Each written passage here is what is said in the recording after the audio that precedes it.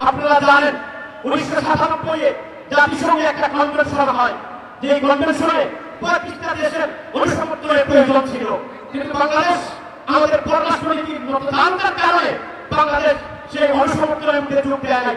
34তম অনুসমর্থনের পরে দীর্ঘ সময় পর্যন্ত এই কনভেনশন ঝুলন্ত ছিল, এর কোনো রায় ছিল না। 35তম দেশ হিসেবে ভিয়েতনাম সেটাকে অনুসমর্থন করে, এরপর আজও পর্যন্ত বাংলাদেশ সেই জাতিসংঘের সেই কনভেনশনে অনুসমর্থন করে নাই, এবং অনুসমর্থন না করার কারণে গোটা বিশ্বের মাঝে উজান থেকে ভাটির দেশ হিসেবে পানিকেন্দ্রিক সমস্যা একমাত্র মুক্তভোগী দেশ হল বাংলাদেশ। কিন্তু আমাদের পররাষ্ট্র নতজানোর কারণে, আমাদের পররাষ্ট্রনীতির দুর্বলতার কারণে, আমাদের সময় সময় সরকারের নতজানতার কারণে ভারতকে কখনোই কেউ চোখ রাঙানি দেখায় নাই, কেউ কখনো ভিত্তাঙ্গুলি দেখায় নাই, কেউ সাহস করে পানির হিস্সা দেয় নাই, কেউ সাহস করে জাতিসংঘের কাছে আমাদের ন্যায্য পানির হিস্সার জন্য কোনো আবেদন করে নাই। এটা আমাদের বাংলাদেশের পররাষ্ট্রনীতির নতজানতার কারণে। কেউ বন্ধুগণ, এজন্য আমরা বর্তমান অন্তর্বর্তী সরকারের কাছে আহ্বান জানাবো, অতীত ছিল কেন আমাদের কম বিপদ আমরা অতিক্রম করি নাই। আমাদের মানুষের ক্ষতি হয়েছে, আমাদের গবাদি পশুর ক্ষতি হয়েছে, আমাদের নদীগুলা মরে গেছে, এজন্য আমাদের ব্যাপক ক্ষতি হয়েছে। এই সমস্ত ক্ষতি থেকে উত্তরণের জন্য বর্তমান সরকার ভারতের সাথে এমনভাবে আলোচনা করা দরকার যাতে আমরা আমাদের পানির ন্যায্য হিস্সা পাই, সাথে সাথে আমাদের নদীগুলা যেন মারা না যায়, এবং নদী রক্ষার জন্য এবং পানির ন্যায্য হিস্সার জন্য যদি আন্তর্জাতিক আদালত পর্যন্ত যেতে হয়, জাতিসংঘ পর্যন্ত দৌড়াতে হয়, সমস্ত কাজই বর্তমান সরকার করবে, এই আশাবাদ আমরা ব্যক্ত রাখি। প্রিয় সহযোগিতা বন্ধুগণ, জুলাই হত্যাকাণ্ড আমাদের চোখের সামনে ঘটছে, ছাত্র জনতা একটা গণ অভ্যুত্থান ঘটিয়েছে, আমরা একটা নতুন বিজয় মিছিলে সামিল হয়েছি। আমরা আজকে স্বাধীন, আমরা আসলে স্বাধীনভাবে কথা বলছি।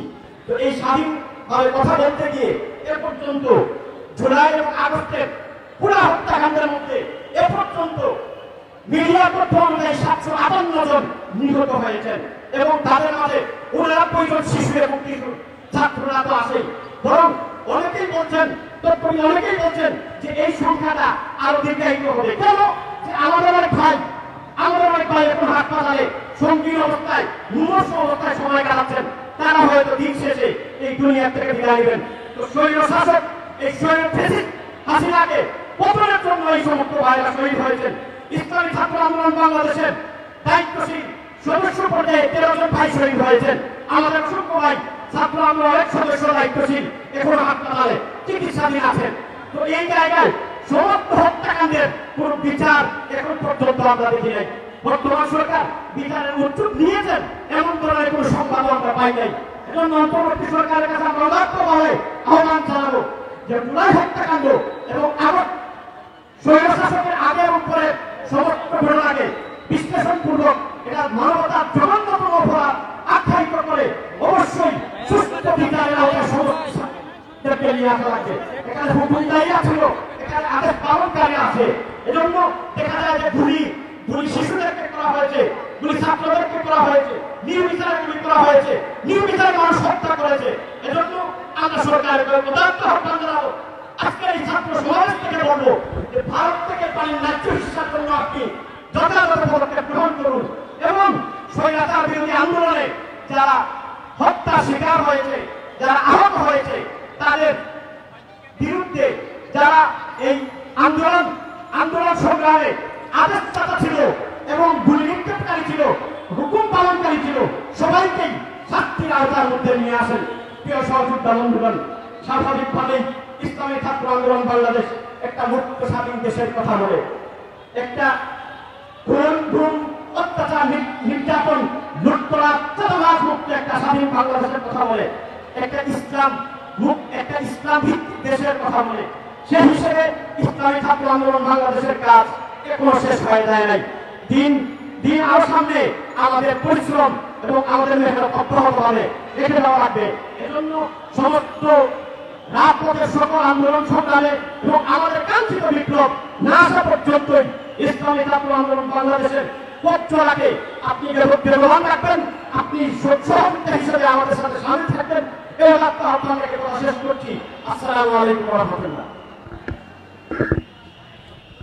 দর্শক, আপনারা দেখছেন যে ইসলামী আন্দোলন ইসলামী ছাত্র আন্দোলনের যে সমাবেশ হচ্ছে এবং এটি কিন্তু কেন্দ্রীয় সমাবেশ এবং 33তম প্রতিষ্ঠা বার্ষিকী উপলক্ষে কিন্তু সমাবেশ হচ্ছে।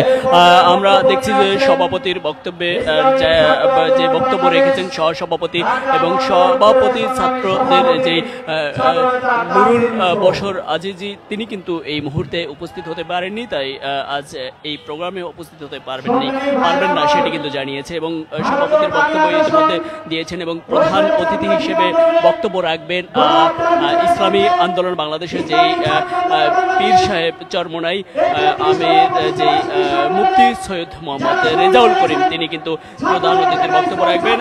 আপনারা দেখছেন কালবেলার মাধ্যমে সরাসরি লাইভের মাধ্যমে দেখতে পাচ্ছেন, শাহবাগ চত্বর থেকে যুক্ত করেছি আপনাদেরকে।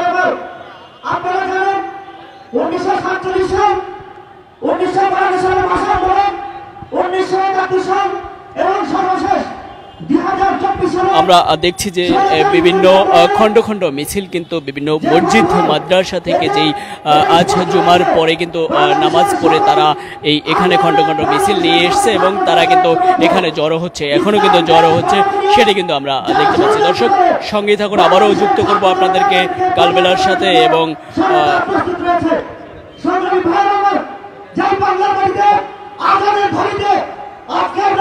দেখতে পাচ্ছেন যে হাজার হাজার ইসলামী আন্দোলন বাংলাদেশের যেই ছাত্র সংগঠনটি রয়েছে, সেই ছাত্ররা, ইসলামী ছাত্র আন্দোলনের যেই নেতাকর্মীরা, তারা কিন্তু ইতোমধ্যে এসছে এবং তীব্র রোধ রয়েছে, তারপরেও কিন্তু সবাই এসছে এবং আমরা দেখছি যে অসংখ্য নেতাকর্মীরা কিন্তু উপস্থিত হয়েছে এখানে।